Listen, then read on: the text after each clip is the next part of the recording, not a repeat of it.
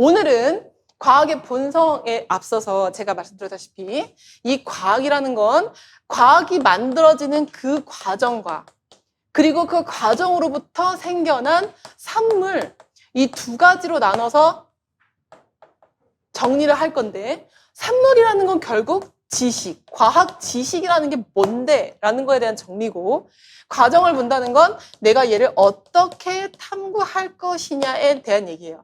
탐구라는 건 같은 말로 기능이에요. 아셨죠? 그래서 이 두 가지를 다 정리하면 이 단어는 끝나요. 근데 이거에 대한 부분은 다음 시간에 2주차 때 다룰 거고, 오늘은 이 산물에 대한 걸 함께 정리해 보도록 하겠습니다.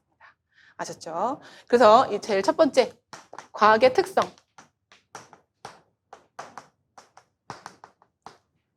자, 제가 아까 말씀드렸다시피 사실 두 번째 단원에 사철학이 들어가 있긴 하지만 과학의 본성 얘기하고 특성 얘기할 때 이제 이실론적 관점을 얘기하지 않을 수가 없어요. 그런데 여러 가지 막 경험주의, 이성주의 이런 거 다 보는 게 아니라 딱 두 가지의 갈래로만 구분할 수 있으면 됩니다. 이 유형에서는. 그렇기 때문에 우리는 전통적인 관점에서의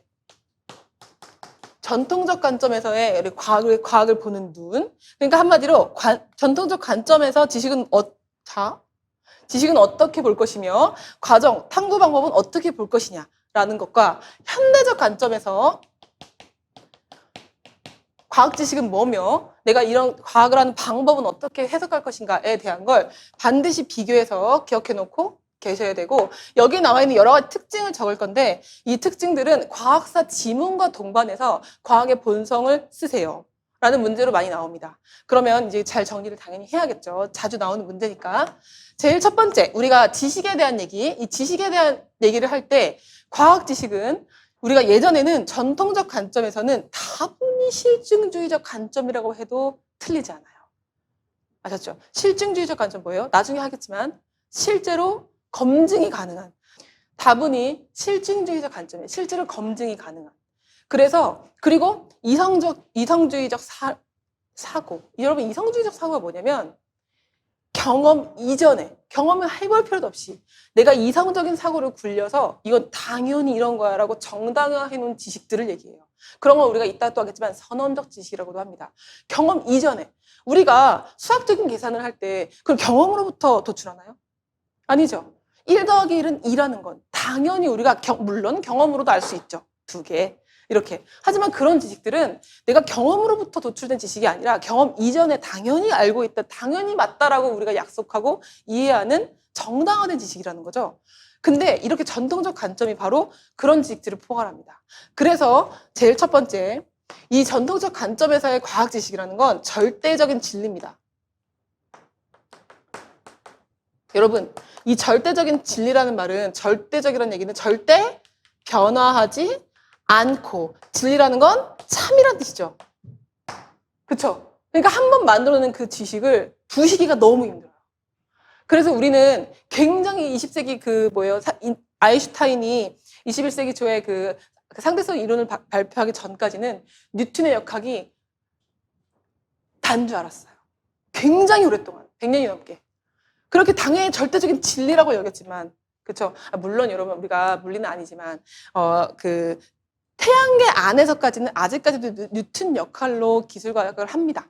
기술적인 과학을 다 해요. 그러나 이제 그걸 넘어가는 태양계를 넘어서는 외계 우주까지 넘어가면 상대성 이론으로밖에 설명할 수 없는 것들이 너무 많거든요.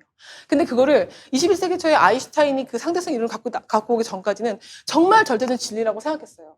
그 생물에서는 갈레노스의 그 혈액이 생성되고 소모된다는 걸 엄청나게 오랫동안 그런 판막이라던가 이런 여러 가지 그 심실 사이에 구멍이 없다는 거 이런 변칙 사례가 나타나도 오랫동안 그것이 절대적 진리라고 여겨왔다고요. 왜냐하면 일단 기본적으로 과학이라는 것 자체가 예전 그 전통적 관점에서는 우리가 하는 과학의 지식은 절대적인 것이지 하는 그런 권위가 너무 있었어요. 그러나 이제 현대적 관점으로 넘어오면 절대적인 진리가 아니다라는 거죠. 그래서 이건 진리라는 건 없어. 진리라는 건 없고 지식은 어떻다? 과학 지식은 항상 변할 수 있는 가능성이 있어. 가변성을 가지고 있고 항상 잠정성을 지녀서 언제든지 변할 수 있지. 자, 일단 왜 그런 거냐 할 때 우리가 항상 거론되는 게 올해 우리 시험에 나왔던 관찰의 한계입니다. 여러분, 관찰의 한계가 관찰의 이론 의존성만 있는 거 아니에요. 아셨죠? 하지만 관찰의 이론 의존성이 아주 기본이에요. 그리고 그것만 시험에 나왔어요. 그거 이외에 너무 많은 것들이 있죠. 감각기관의 한계, 아니면 인지구조의 한계, 여러 가지가 있을 수 있어요. 하지만 우리가 여기 지금 관찰의 한계가 있지만 여기서 이제 우리가 기본반에 정리할 거는 심화반 때 더 디테일하게 다룰 거예요. 여기서는 관찰의 한계 중에서 가장 중요한 관찰의 이론 의존성입니다. 여러분, 이 관찰의 이론 의존성은 아까도 말씀드렸다시피 이론이 뭘 만들어요? 이론이 아까 말씀드렸다시피 관찰자의 생각이나 기대나 상념이 생각이죠. 지우겠습니다. 가치관 따위를 다 만들어요. 이거를 가지고 있는 기공을 둘러싸고 있는 공변세포, 두 개의 세포가 공변세포야 라는 이론적 배경을 가지고 있는 친구들이 기대하는 실험의 결과가 있죠. 생각하는 실험의 결과가 있죠. 이러한 것들이 있기 때문에 실제로 기공이 있는데도, 닫혀있는 모습의 기공이 있는데도, 공변세포가 있는데도, 닫혀있는 모습의 기공, 그런 말이 안 되죠. 기공이 없지만, 이제 닫혀있지만 이제 공변세포가 있는 그런 걸 봐도 공변세포라고 못 보는 거죠. 없다라고 생각하는 거죠. 그래서 이것이 뭐에 영향을 미치는 거예요? 관찰 결과에 영향을 미친다. 이게 다 키워드예요. 그렇죠? 여러분, 관찰자의 이론에 의해서, 이론적 배경에 의해서 얘네들을 만들고 이것 때문에 관찰 결과에 영향을 받는 거, 결과에 영향을 받는 걸 이렇게 표현할 수 있어요. 다른 말로 진술할 수 있다. 아셨죠? 관찰자마다 다른 말로 진술한다고요. 똑같은 현상을 봤는데도 누구는 공변세포가 없다라고 하고 누구는 있다라고 말하는 건 이 이론이 베이스가 되는, 이론은 다른 말로 배경 지식이라고 말할 수도 있고요. 그렇죠? 그냥 지식이라고 부를 수도 있습니다. 그래서 관찰의 이론 의존성이 중요한 포인트죠. 그래서 우리가 현대적 관점에서는 진리는 없어. 그럼 진리가 없으면 과학 지식은 뭔데? 설명체계일 뿐입니다. 설명체계. 자, 이론이라는 건 결국은 설명체계라는 거죠. 어떤 자연현상을 봤을 때 과학자들이 저게 왜 그런지에 대한 설명체계예요. 근데 이 설명체계가 절대적인 진리가 아니고 언제든지 변할 수 있다는 거예요. 기본적으로 관찰의 결과 자체, 내가 관찰의 한계가 의미하는 게 뭐냐면 현상 자체를 보고 있는 것도 내가 저걸 정확히 보고 있는지 모를 뿐더러 저걸 왜 그런지 설명하는 과정에서 하는 실험에서도 실험의 결과가 옳은지 그른지 확언할 수 없다는 뜻이에요. 그거로부터 만들어낸 설명 체계 또한 변할 수 있다. 진리가 아니란 뜻이죠. 진리는 없어요. 그래서 이제 전통적 관점과 현대적 관점에서의 과학 지식을 보는 태도는 완전히 다르죠. 그럼 이제 방법에 있어서 과학을 하는 그 과정에 있어서의 차이는 뭐냐? 자, 일단 제일 먼저 이걸 하기 전에 과학을 할 때 설명 체계를 만드는 거는 우리가 과학적 방법은 너무 큰 차이가 있어요. 어떤 차이냐면 얘네들은 과학을 하는 방법은 있다예요. 얘는 없다예요. 무슨 말이냐면 지금 현대의 과학자들을 불러 모아놓고 과학을 하는 방법이 뭐냐라고 물으면 확답을 해줄 수 있는 사람이 없대요. 그 말이 무슨 말이냐면 방법이라는 건 없고 여러 가지가 다 될 수 있다. 아시죠? 케큘레가 벤젠고리 모양을 꿈에서 보고 뱀이 꼬리를 물고 있는 그 꿈에서 나타나는 걸 보고 벤젠 육각형이라는 모습을 이제 이론을 만들어낸 것처럼 그걸 뭐 어떻게 설명할 수 있어요? 논리적으로. 그렇죠? 그런 것처럼 유일한 방법은 없다는 거예요. 꿈도 되고 영감도 되고 직관도 되고 우연일 수도 있고요. 그렇죠? 그래서 유일한 방법은 없다예요. 그래서 이런 것들을 근데 그렇게 유일한 방법이 없는 것들을 과학 이론이라고 내놓으면 그것이 과학적으로 검증된 것이 아닌데 이거 이론이라고 누가 맞다고 할 수 있죠? 그렇죠? 누구는 맞다고 할 수 있고 누구는 틀리다고 할 수 있겠죠. 의견이 갈리겠죠. 그런데도 불구하고 우리는 교과서를 만들어야 되고 과학 이론을 만들어야 돼요. 그러면 결국은 어떻게 할 수밖에 없어요? 여러 과학자들이 모여서 합의할 수밖에 없는 거예요. 그래서 이제 옛날에는 전통적 관점에서는 과학적 진리라는 건 뉴턴과 같은 아리스토텔레스와 같은 아주 유명한 단 한 명의 천재가 만들어내는 과학 지식이라고 한다면 이 지금에 있어서 이거 아니죠. 죄송합니다. 이거 쓰지 맙시다, 그냥. 한 명의 천재라면 지금은 사회적 합의에 의해서 여러 과학자들의 합의에 의해서 여러 과학자들 자의 협업에 의해서 만들어진다. 협업과 합의에 의해서 만들어지는 거고, 이런 걸 다른 말로 과학 지식의 사회성이라고 부르기도 해요. 그래서 옆에다가 과학 지식의, 왜 이렇게 힘이 쓸까요? 과학 지식의 사회성. 이 과학 지식의 사회성은 과학 지식이라는 걸 생략하기도 합니다. 과학의 사회성이라고도 불러요. 그래서 그냥 과학의 사회성이라고 표현하죠. 이게 더 많이 통용적으로 쓰이는 말이니까 과학의 사회성. 한 명의 과학자가 만들어내는 게 아니라 여러 과학자들의 협업에 의해서 만들어내는 거다라는 거고, 다시 말씀드리지만 전통적 관점에서 과학적 방법은 절대적인 방법이 있고, 그것은 논리적으로 말하는 거기 때문에 누구도 반박할 수 없는 과학적 방법이야. 그게 바로 우리가 앞서 이제 공부를 해야 할 귀납법, 연역법, 가설연역법, 기출법과 같은 것들이에요.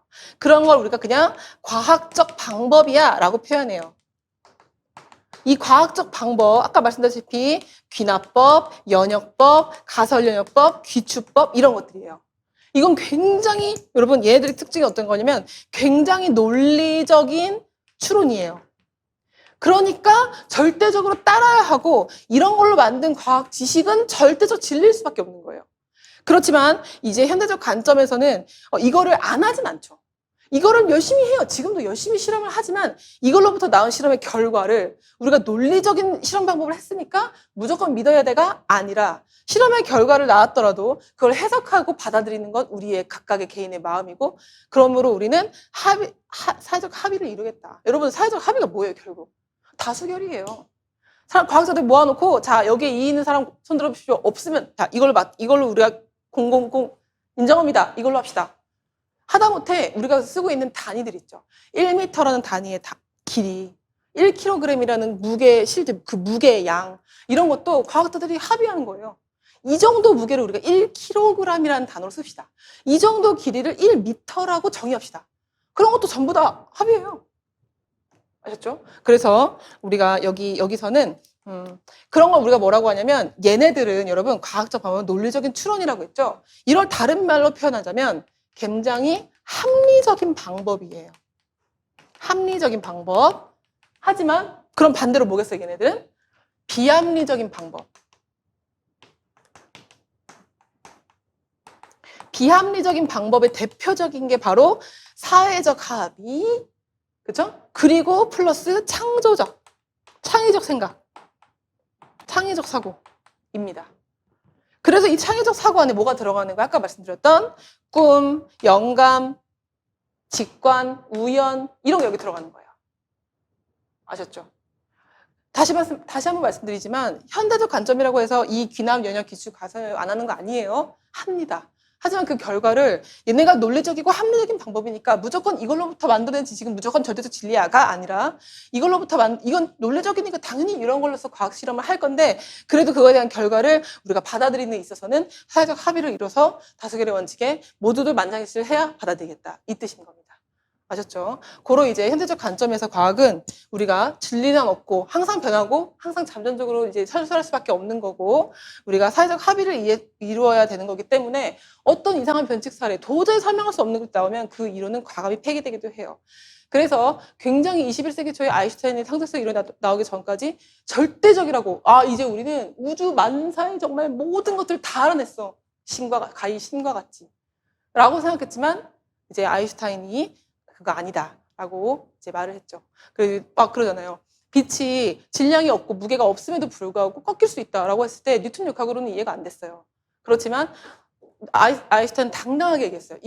이것을 변칙 사례로 말할 수 있는 상황이 나온다면 난 과감히 이론을 버리겠다.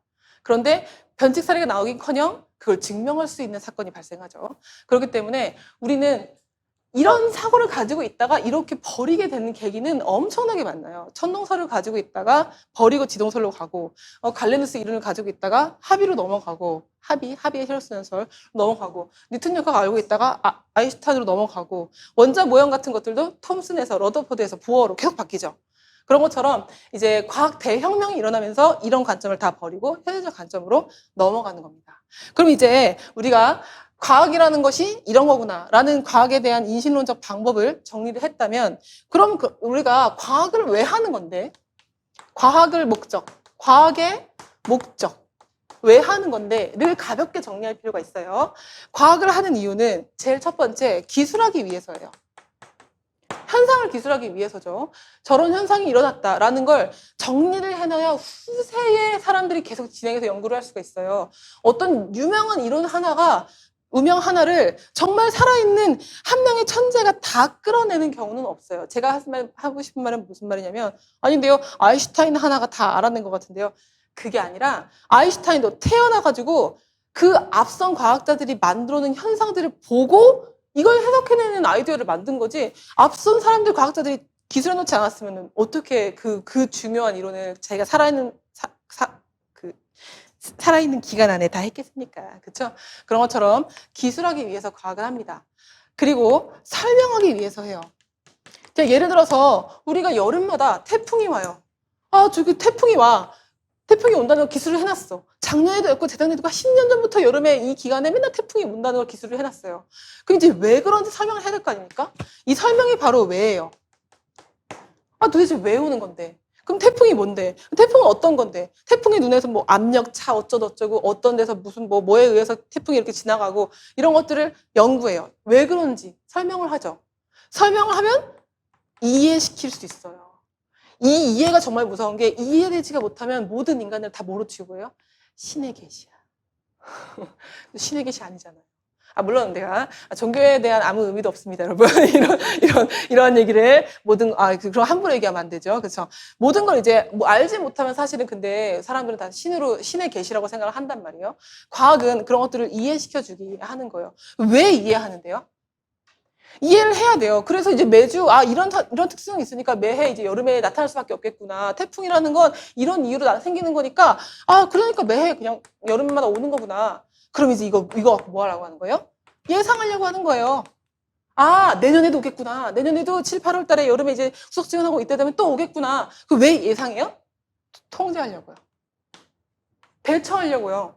태풍이 오면 봤잖아요. 다 무너지고 하는 거. 그럼 내가 이제 이렇게 내가 얘네들을 만약에 태풍을 오지 못하게 하는 방법이 있다면 못하게 하고, 아직 그게 우리 기술이 안 되니까 지금 이제 올 수밖에 없고 그거를 이제 당하고 있지만 대처는 해야겠다. 뭔가에 대한. 그래서 이런 걸 하기 위해서 과학을 합니다. 그래서 근데 여기서 이제 타 과목들 그런 단어 안 쓰기로 했는데 물리, 화학, 지구학 같은 경우에는 이 설명의 관점에서 시험들이 나오진 않아요. 그냥 우리 기본적으로 상식 수준에서 그냥 알고 계시면 되는데, 생물 같은 경우에는 설명을 하는 관점에서 근인론적, 원인론적 설명으로 나뉩니다. 근데 이거는 크게 어렵지 않은 부분이기 때문에 유인물 보면서 가볍게 정리할게요. 아셨죠? 그럼 이제 우리가 과학을 하는 목적을 알았어요. 근데 우리가 지금 공부하는 과목이 교육론이죠. 그럼 우리가 과학 교육은 왜 하는데, 과학 교육의 목적은 뭔데? 이것도 정리를 해야 돼요. 그래서 과학의 목적에 대한 것보다 사실은 과학교육의 목적을 더 잘 알아야 되죠. 그래서 과학교육은 왜 해야 되는데, 과학교육은 목적이 뭔데, 내가 과학교육에서 애들한테 뭘 원하는데, 아까 제가 계속 말씀드렸던 과학적 소양입니다. 과학적 소양을 갖춘 민주시민을 양성하기 위해서 과학교육을 하는 것이 바로 과학교육의 목적입니다. 그럼 과학적 소양이라는 건, 과학적 소양을 갖춘 민주시민은 뭘 갖춘 건데? 라고 하신다면 우리는 꼭 기억해야 될 부분이 딱 이 두 가지 파트입니다. 뭐냐면, 과학이라는 것을 과학 그 자체로서 이해하는 건 당연한 거고요. 근데 그걸 자체로서 이해하는 것만 있다고 해서 소양이 있다고 하진 않아요. 자, 과학 그 자체가 아니라 이 과학을 개인과 사회의 문제로 인식해야 돼요. 그냥 그 과학 교과서 안에서만 이해하는 게 아니라 우리가 TV에서 나오는 여러 가지 과학으로 해석할 수 있는 그런 현상들이 있죠. 우리 시험에서 나왔던, 우리가 자꾸 심장마비로 죽는 사건들이 많이 일어나고 있다. 그러면 심폐소생술을 해야 되는 걸 아주 소양으로 배워야 된다. 그걸 왜 그래야 되는지도 알아야 되고, 심폐소생술을 해야 되는 이유도 알아야 되고, 그럴 거면 기본적인 과학적인 배경 지식을 알고 있어야겠죠. 그죠? 하다못해 건물 하나 세우는데도 물리적인 이론이 다 들어가는데요. 그렇죠? 그래서 개인과 사회의 문제에 대해서 인식할 수 있어야 되고, 그리고 이걸 가지고 결론적으로는 합리적 의사 결정을 해주셔야 돼요. 그리고 합리적 의사 결정뿐만 아니라 실행까지 하셔야 돼요. 실천. 이거 어디서 많이 들어봤던 거 아닙니까? STS죠. 그래서 STS 모형이 우리도 올해 문제로의 투대라고 나왔죠. 그리고 계속 지금 작년에도 나오고 재작년에도 나오는 거예요.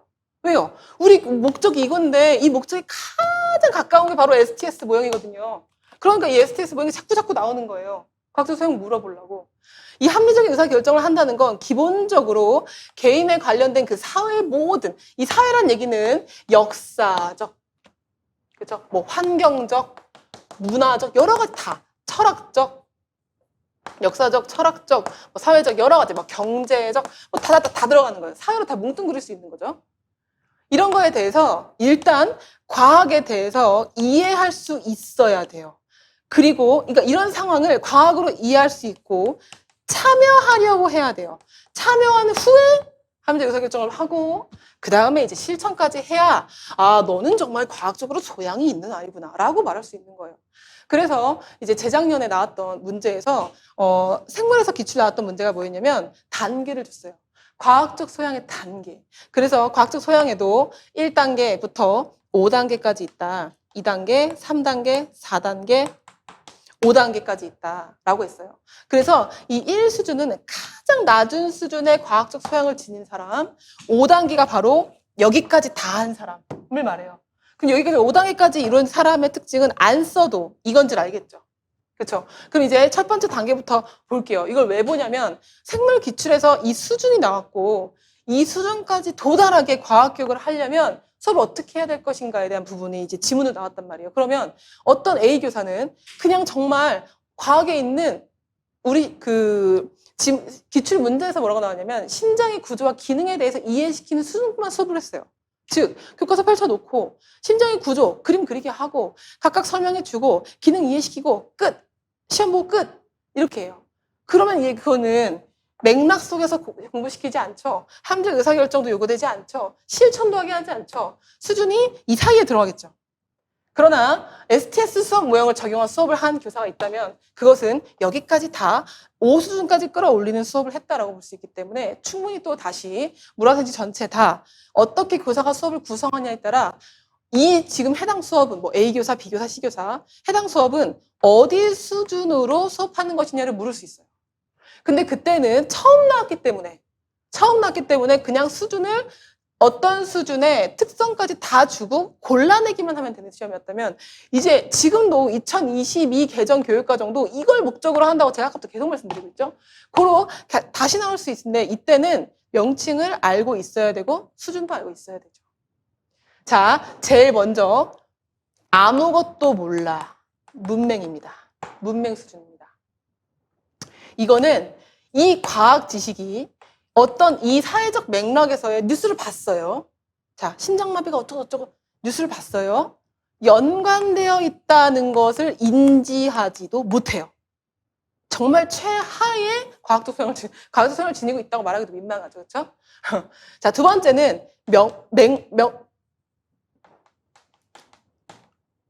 명목입니다. 내가 그냥 명목적으로만 그냥 할게. 그냥 정말 겉핥기 정도예요. 지금 무슨 말이냐면 연관되어 있다는 거 정도는 알아요. 근데 정말 이런 말을 표현을 쓰죠. 겨우 연관되어 있다는 걸 알았다. 자꾸 부러져요. 힘이 너무 좋아요. 자, 겨우 연관되어 있다는 것 정도만 알고요. 연관되어 있다는 것만 알지 그 상황에서의 과학 개념을 정확히 아는 게 아니라서 연관되어 있다는 것만 알지만 그 오개념이 있어요. 정말 심장마비? 그럼 심장 기능하고 관련이 있겠는데? 이렇게만 알지 정확히 구체적으로 어떤 건지 모르고 오개념이 많이 있어요. 이런 수준을 정말 명목적으로 내가 이랬다 이런 얘기 하잖아요. 그냥 시키라고 했어요. 그냥 했어. 잘 몰라. 이런 느낌이에요. 아셨죠? 네, 세 번째는 기능. 그냥 멍침부터 먼저 쓸게요. 네 번째는 개념, 과정, 가운데 점 찍으시면 돼요. 다섯 번째는 다차원. 다차원 말로만 봐도 다 알 것 같죠? 자, 기능 수준은 어떤 거냐면 아까 제가 말씀드렸다시피 일반적인 교사들이 여태까지 전통적으로 수업하시는 분들이에요. 교과서에 있는 주제가 있고 심장의 구조와 기능. 자, 이거를 애들한테 정확하게 뭔지 알려주면 끝난다. 자, 구조적으로 그림 그려서 보여주고 각각의 기능 수업해주면 끝나는. 즉 무슨 말이냐면 특정 상황이라는 건 그냥 교실 수업 상황에서 이런 사회적 상황이 이해된다는 거 잘 몰라요. 적용까지는 못해요. 아니면 특정 상황에서만 특정 과목. 봐봐요. 아시다시피 여러분, 어떤 사회적 문제가 등장했을 때 그 사회적 문제는 제가 뭐 심장마비라고 얘기는 했지만 딱 이건 무조건 생물. 그런 주제는 없어요, 거의. 생물적으로도 볼 수 있고 환경이라면 지구과학적으로도 볼 수 있고 또 환경이라면 화학적으로 분석해 볼 수도 있고 물리적으로 분석해 볼 수도 있어요. 근데 여기 정도 수준은 특정 상황에서 특정 과목만, 즉 무슨 말이냐면 간학문적으로 이해할 수는 없다는 뜻이에요. 그럼 그 다음 수준이 당연히 뭐겠어요? 얘가 바로 간학문적 이해까지는 해요. 그렇지만 얘는 더 나아가서 내 의사결정을 한다거나 실천까지는 다루진 않죠. 그래서 간학문적으로 이해는 해요. 이 어떤 특정 주제에 대해서 이게 전반적으로 간학문적으로 역사적으로 봤을 땐 그렇고 철학적으로 봤을 때 이렇고 막 이렇게 다 간학문적으로 이해는 합니다. 그러나 내가 의사결정을 하고 실천까지 하진 않죠. 그것까지 더해지는 게 바로 여기 다차원. 다차원은 이거예요, 이거. 맥락 속에서 과학을 간학문적 통합적으로 이해하고 그리고 실천, 합리적 의사결정을 해서 실행까지 할 수 있는 그게 바로 다차원이에요. 이 개념 과정에서 보시면 힌트가 있는데 이 개념적으로도 간학문적으로 이해하지만 과정이라고 써있죠. 실험적으로도 이해해요. 실험적으로도 과학 실험에 대한 부분도 다 이해를 합니다. 아셨죠? 그래서 이 정도 수준. 그래서 이렇게 내려갈수록 수준이 과학적 소양의 수준이 올라간다라고 기억해 주시면 되겠고 문맥, 명목, 기능, 개념, 과정, 다차원 이 단어는 기본적으로 좀 외워달라 부탁을 드립니다. 그리고 아마도 뒤에 있는 설명은 그래도 친절하게 좀 주지 않을까라는 생각은 합니다. 근데 이 단어 같은 거 좀 기억해 놓고 있어 달라는 말을 부탁을 좀 드려보고 싶어요. 그래서 과학교육의 목적은 저렇게 된다. 자, 그 다음에 끝난 게 아닙니다, 여러분. 자, 그래서 이제 우리가 제가 지금 과학적 소양을 좀 강조를 많이 했는데 왜 했는지 좀 이해를 시켜드리고 싶어서 여러분 제가 드렸던 유인물에서 맨 마지막 페이지를 한번 볼까요? 19페이지.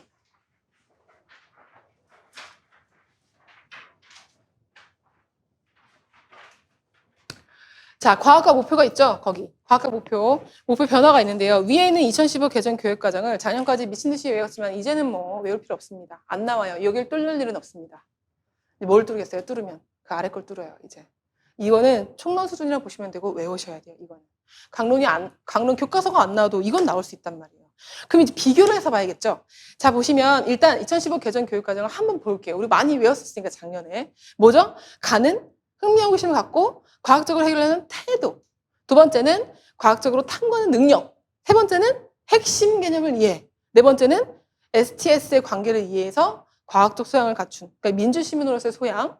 그럼 다섯 번째가 과학학습의 즐거움과 유용성을 인식하여 평생학습 능력을 기른다. 이거였는데 이 평생학습 능력을 기르는 마에 대한 내용이 완전 삭제가 됐어요. 그러니까 평생학습 능력. 실제로 우리 그 우라생지 기출에는 평생학습 능력 단어를 쓰는 것도 있었는데 근데 그게 이제 삭제가 됐다라는 점. 그리고 이제 아래를 보시면 자, 미묘하지만 그 뉘앙스를 보세요, 여러분. 자연현상과 일상생활 밑줄. 일상생활. 추가된 표현 제가 밑줄 그으라는 거예요. 추가된 표현. 일상생활. 위에는 자연의 현상에 대한 흥미호기심인데 아래는 일상생활 들어가죠. 그죠? 한마디로 일상생활, 사회적 관계 그런 거 보라는 거예요. 실생활에서의 예시, 사회적 문제에 대한 적용 이런 거 지금 굉장히 강조하고 있다. 즉 과학을 맥락 안에서 교육해야 된다는 걸 굉장히 강조하고 있는 거예요. 자, 일상생활 있죠? 그래서 흥미호기심 바탕으로 여기도 마찬가지로 개인과 사회의 문제를 인식하고 밑줄. 개인과 사회의 문제를 인식하는 건 똑같은 말이죠. 맥락 속에서 과학 가르쳐라 이 말이에요. 그래서 뒤엔 똑같아요. 과학적으로 해결하는 태도를 기른다. 뒤엔 똑같아요. 자, 과학 탐구의 방법을 이해하고, 밑줄. 과학 탐구의 방법을 이해하고, 그 전에 걸, 그 전년도 걸, 전 계정을 보세요. 그냥 자연현상과 일상생활의 문제를 과학적으로 탐구한 능력이라고 써 있지만, 이번에 바뀌었죠. 과학의 탐구 방법을 이해하고, 라고 바뀌었죠. 과학의 탐구 방법, 거기 메모가 뚫을 가능성 있죠, 여러분. 과학의 탐구 방법을 이해하고, 자연현상과 뒤엔 똑같아요. 뒤엔 똑같아. 탐구 능력 기른다. 다 보세요. 자연현상과 뒤에도 밑줄. 일상생활을 또 나왔죠. 과학적으로 탐구하여 또 나왔죠. 봐봐요. 이런 식으로 표현을 자꾸 하는 거예요. 일상생활을 과학적으로 탐구하여 뒤엔 똑같아요. 핵심 개념을 이해한다. 그다음 라 보세요. 과학과 기술과 및 사회관계 여기까지는 똑같아요. 근데 뒤에 뭐 이해하거나 인식하거나 똑같아요. 근데 뒤에 보세요. 개인과 사회의 문제를 해결해. 또 나오죠. 개인과 사회의 문제. 또 맥락 속에서 강조해요. 그래서 민주시민으로서의 동그라미 또 참여하고 실천. 이거 뭐예요? 이게 소양이라니까요. 그러니까 제가 말씀드리잖아요. 과학적 소양을 봐봐요. 여러분 2015 개정 교육과정 가나다라마 위에 보세요. 끝에 봐요. 목표 끝에 뭐라고 써있어요? 과학적 소양을 기른다죠. 우리 이번에도 똑같아요. 과학적 소양을 기른다예요. 근데 이런 거죠. 과학적 소양을 중요하다고 내가 2015 개정 교육과정부터 분명히 말을 했는데 교사가 과학적 소양이 뭔지 모르는 것 같아. 이 말이에요 지금. 그래서 그거 지금 풀어 쓰는 거예요. 맥락 속에서 해야 되고 맥락 속에서 과학을 가르쳐야 돼. 일상생활, 실생활, 사회적 문제에서의 과학을 가르쳐야 되고 그 가르침에서 끝나는 게 아니라 실천하고 실행까지 하게끔 만들어야 과학적 소양이란 말이야. 이 얘기를 지금 하는 거예요. 그래서 지금 여기서 뭐가 뚫릴지 이제 보이죠. 이제 분석하면 보여요. 안 분석하고 그냥 보면 왜 자꾸 안 헤어지죠. 이게 자꾸 빠지죠. 우리는 이제 보이는 거예요. 어디가 뚫릴지가 보이는 거예요. 그 전년도하고 똑같은 안 뚫어요. 그래서 여기 지금 보시면 제가 밑줄 그었던 그런 일상생활 혹은 개인과 사회의 문제 혹은 과학의 탐구 방법, 일상생활 그리고 맨 아래 라가 제일 많이 변했기 때문에 라가 제일 가능성이 높습니다. 특히 어디? 참여, 실천 그리고 개인과 사회의 문제 이 부분 아주 농후하죠. 근데 하지만 여러분들은 농후하고 나발이고 통으로 외워야 돼요. 왜냐면 저는 그렇게 합니다. 그래서 여러분들한테 여러분들이 다음 주까지 외워오셔야 돼요. 저는 이렇게 그냥 라, 샬라샬라, 다, 샬라샬라, 나, 샬라 이렇게 이제 할 거니까 여러분은 이제 포인트는 아시겠지만 그래도 통으로 조사까지 완벽히 외울 필요는 없겠지만은 그래도 전반적으로 외워달라. 근데 목표 끝났습니다. 목표는 이렇게 정리하고 끝나는 거예요. 외워주세요. 이번 주에 열심히 집에 가는 길에 외워주시면 됩니다. 좋아요. 그래 이제 목표도 이거 사실 이 부분이 사실은 우리 교재 뒤에 다 들어가 있어요. 네, 책을 안 받아서 정말 죄송해요. 뒤에 책에 다 들어가 있는데 오늘 꼭 이제 책이 있었으면 자 뒤로 넘겨봅시다 하겠는데 이제 없으니까 유임을 드린 거고요. 자 그래서 이제 우리가 지금까지 과학이라고 말한다면 과정과 산물을 다 봐야 되는데 걔들이 각각 갖고 있는 특성과 과학은 뭘 목적으로 왜 과학을 하는지 그렇다면 우리는 왜 과학을 교육해야 되는지 우리의 목적은 뭔지를 봤다라고 한다면 조금 더 디테일하게 이 친구들을 이 친구들을 디테일하게 다룰 겁니다. 자 그래서 두 번째 칠판을 다 쓸 거예요. 자 과학 지식에 대해서 정리를 조금 더 해보겠습니다.